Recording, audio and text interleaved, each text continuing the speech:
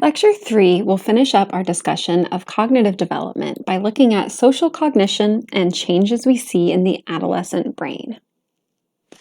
Let's start by defining social cognition. We've discussed cognition as anything involving thinking, memory, attention, and all of those processes. So social cognition, then, is how we think about other people, relationships, social situations, and how the presence of those variables impacts our thought and interpretation of our thoughts. Some questions social cognition might involve: what's motivating another person? Did that person just do that on purpose? How should I behave in front of my girlfriend's parents? What does it mean to be a good friend? How should I feel when I trip in the hallway? Social cognition often involves situations involving other people where we have to interpret or consider things in a way that might be different from if we were on our own. We know that one big gain adolescents see in social cognition is perspective taking, or understanding the thoughts and feelings of other people.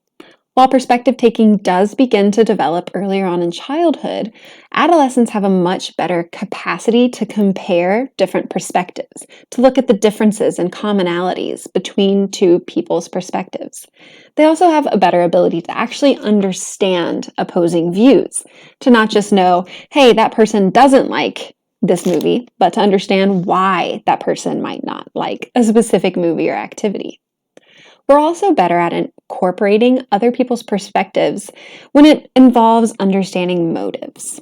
For example, a child who witnesses a classmate maybe bump into someone might be much more likely, or is much more likely, to say, hey, they did that on purpose. An adolescent knows that accidents happen, or they could have bumped into that person really quickly out of anger, but now regret it, so they're not necessarily as guilty. It's a much more logical, in-depth understanding of perspective. Adolescents can also engage in something called mutual perspective taking. And this is a much higher level understanding that everyone involved in an interaction has to take on the perspective of the other people. So I understand that you have a different perspective from me, and I understand that you should understand that I have a different perspective than you do. So we're not just existing in our own little worlds, but when we're having real social cognition, more mature social cognition, all people involved are actively part of this perspective-taking process.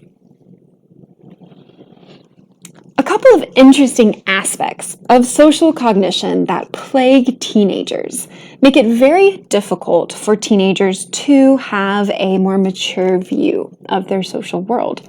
There's actually a few different kind of cognitive traps that teenagers tend to fall into. And the first one is something called adolescent egocentrism, where teenagers tend to have a very hard time realizing that our thoughts and behaviors are our own. An inability to separate thoughts about your own beliefs from other people's thoughts. The best example of adolescent egocentrism I can give you: if you trip and fall in the hallway and you're embarrassed, you think that everyone is also embarrassed, looking at you, judging you, when in fact other people might not have noticed. Adolescent egocentrism involves a couple of interesting aspects. For example, the imaginary audience.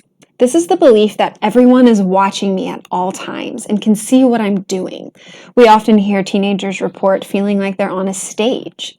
Imaginary audience can be so ingrained in our social cognition that teenagers sometimes have a hard time believing that other people can't read their thoughts. So imagine you're sitting in Spanish class one day and you get a D back or an F back on a test. You roll up your paper and walk back to your locker. Oftentimes, teenagers in situations like this firmly believe that other people know that they just got a bad grade. That's imaginary audience. That's egocentrism. Another aspect of this is something called the personal fable, or a belief in your own uniqueness. We describe this as feeling like you're the one in a million. I'm special, risks don't apply to me. Interestingly enough, we know that although personal fable can have some negative outcomes, it also is characterized by a high degree of optimism. Teenagers are much more likely to think that they can make a difference. They can go and change laws and stop things from happening in their high school or motivate their entire friend group to start donating to charity and things like that. But at the same time, personal fable involves, again, beliefs that risks don't apply to me. So for that reason, teenagers have a much harder time in considering risk when making decisions. We talked in the last lecture video about how they do have the ability to understand risk, but because of the personal fable, they feel that they're going to be the one that risk doesn't apply to. And that is very challenging when it comes to decision making. For example, a teenager might understand that smoking is bad for you and smoking is addictive, but they're unique. It's not going to happen to them. This is one reason that adolescents often make risky decisions. I want to end by going over a few interesting aspects of both the adolescent and the emerging adult brain that can help us understand some of the unique cognitive changes that we see during this period. The first one is something called overproduction, where we actually see a surge in the generation of synapses in the adolescent brain. To refresh your memory, the synapse is the gap between neurons. So what we're basically seeing early on during adolescence is a growth in neurons in our brain. This peaks around age 12, early on in adolescence, and is followed by a period of synaptic pruning, where we're actually removing unused synapses to create a more efficient brain. So early on during our teenage years, we actually go through this period of extreme possibility, where our brain kind of kicks into overdrive and gains all of this potential to make new connections, to start performing better. Then based off of what activities, what we're getting experience with, those next few years, we get rid of the unused connections and strengthen the commonly used connections. This pruning process ends around age 20. So, the things that an adolescent is exposed to, experiences during their teenage and early emerging adult years, plays a big role in shaping what their brain is going to look like, and subsequently what they're going to be good at doing cognitively. We also see an increase in myelination in the frontal lobe. Myelin is the fatty sheath or coating that covers the axon. Myelination allows electrical impulses to move more quickly through our nervous system. So myelin allows us to see things like an increased processing speed, an increased ability to regulate your emotions in the frontal lobe, and things of that variety. Interestingly enough, we also see a growth in the cerebellum. To refresh your memory, the cerebellum is your hindbrain, the little smaller brain-looking thing that attaches itself to the rest of your brain, if you want to describe it that way. The cerebellum was traditionally thought to only be involved in life-sustaining activities like balance, regulating sleep, breathing. But recent research has shown that the cerebellum does grow during adolescence and is actually involved in the ability to do math and make decisions and even encourages social skills. So this specific regional growth is very important in shaping some of those advanced cognitive functions that we start to see emerging. Looking at the emerging adult brain, we continue to see some interesting changes. There's actually a decrease in gray matter that we see happening during emerging adulthood.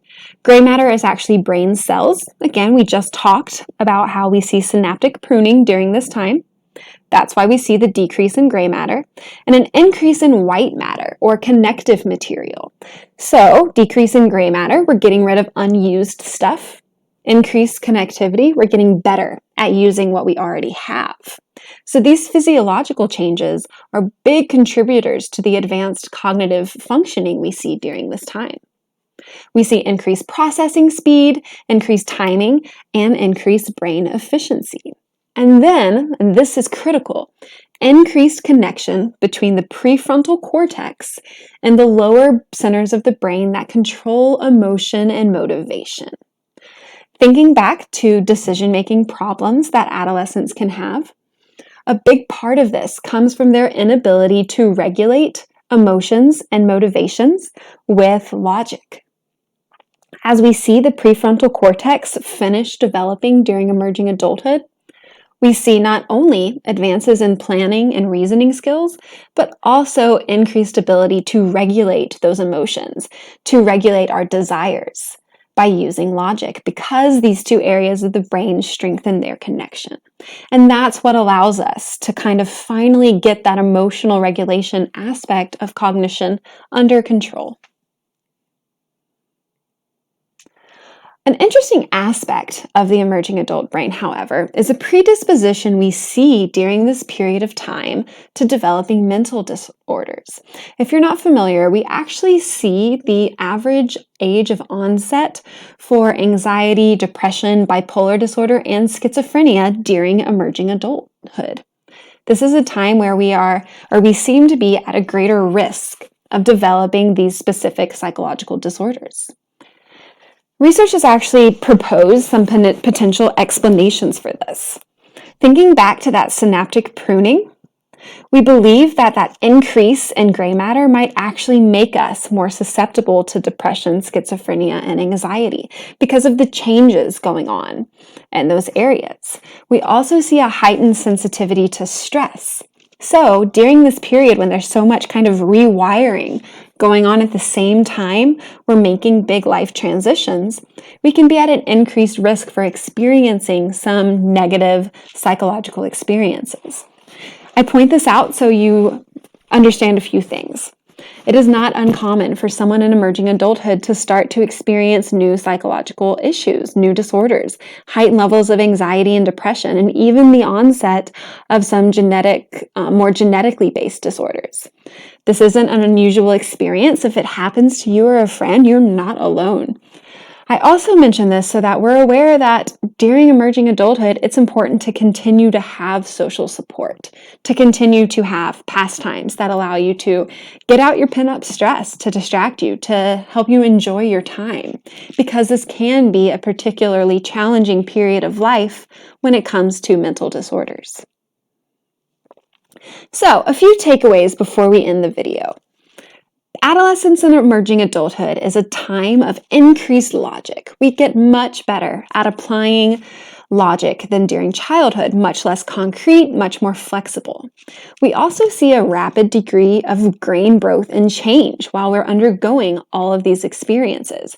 I use the expression rapid change during this time. But during adolescence, we're still working on figuring out that decision making in terms of emotional regulation. We don't quite master that until the end of emerging adulthood. During this process, however, we do lose some flexibility in the brain. We have that burst of potential during early adolescence where we have all of these new neurons, but our life experiences over those next 10 years are going to remove some of that flexibility so that we can be more efficient at the tasks we do a lot of the time. That brings me to the end of Chapter 3. Please feel free to reach out with questions or ask for additional examples, or even if you just want to talk about something I've covered in this video. I'm happy to spend some time talking to you.